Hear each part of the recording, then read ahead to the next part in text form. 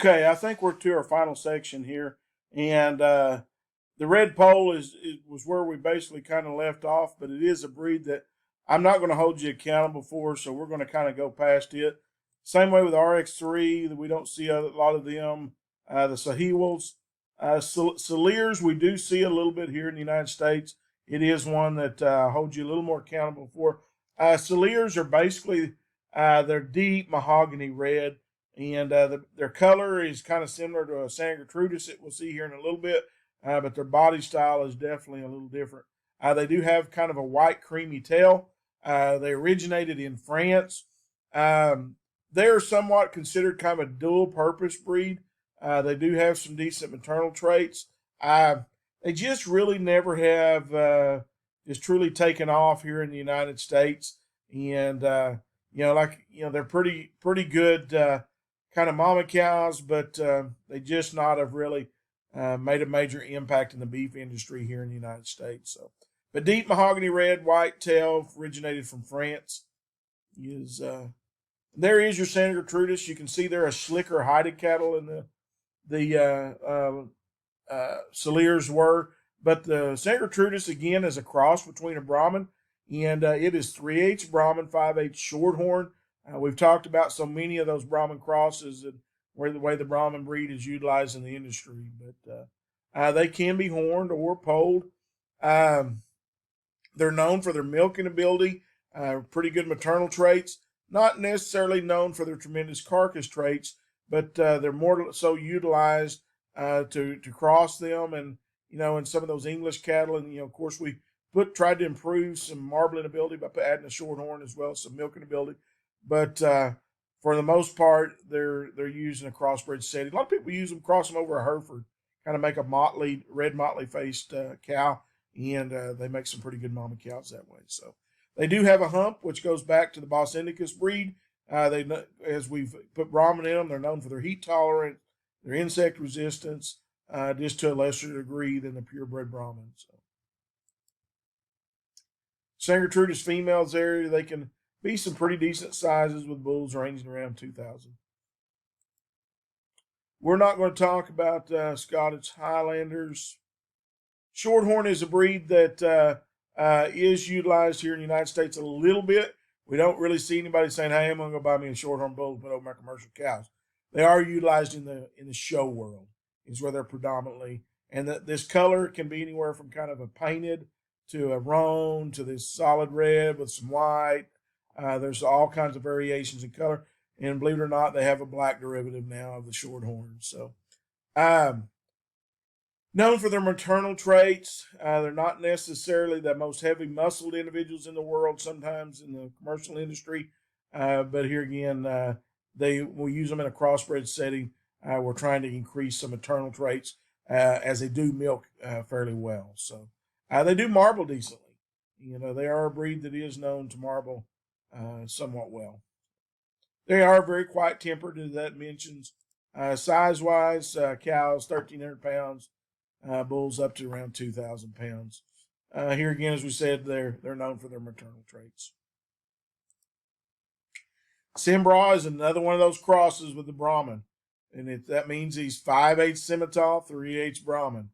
And we haven't actually talked about the Simmental yet, but it's a combination to, here again, try to put some of those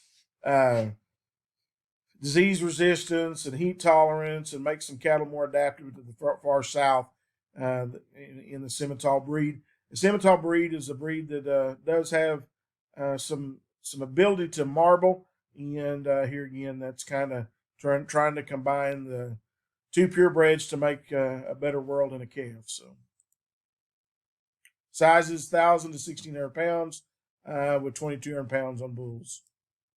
Here is a Simmental. Today, we see more of them that are black than they are red, but the original Simmental is red and white. Can be kind of marked, somewhat similar to a Hereford, even though in body style they just really don't look like a Hereford.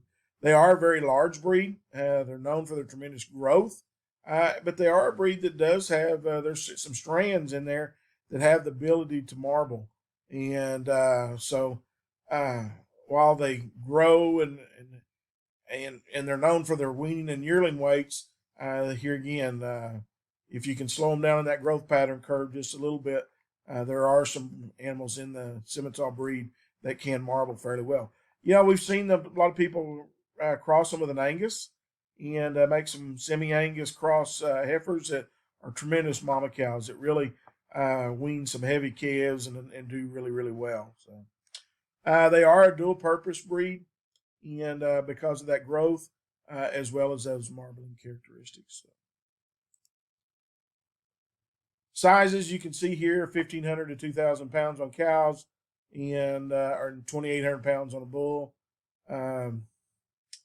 Talks about being dual purpose. We've mentioned, and they do milk well. That's one thing that I did not mention is they are a breed that are known for their milking ability. South Devon. I did not hold you accountable for South Devon. I keep looking over on my sheet to make sure. But we do see a few South Devons around, but not very many. Not very many. Tarantees, no, we don't see them. Texas Longhorn, the only reason that I keep Texas Longhorn, they're not a major player in the beef industry, but they have been a major player in the history of the United States. A lot of these cattle come up from Mexico. A lot of the old westerns, you've seen the cattle drives.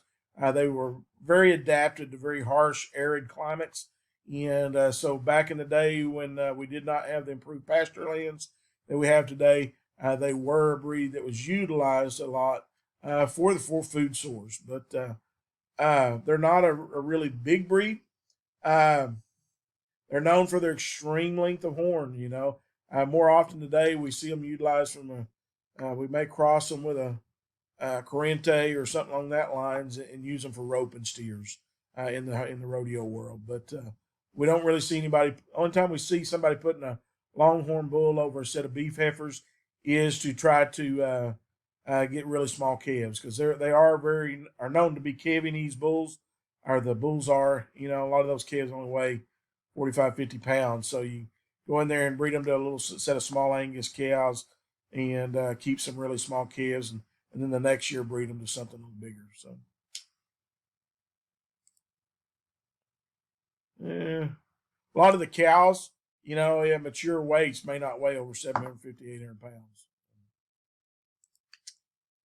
Thule we don't really see much of. And this will be the last breed that I have or holding you accountable for. The Watusi breed. And the only thing I'm really holding you is for their extreme horn size, as you can see in this picture.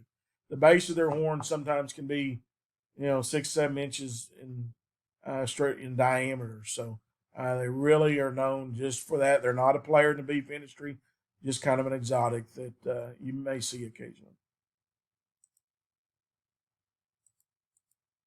And guys, that is a really quick rundown of all the beef breeds for the most part. And make sure that you kind of go through these before you do the worksheet on Wednesday, and it'll make a major difference in how you do on that in that worksheet. Thanks, guys, and hopefully we made it through this recording without any too big errors.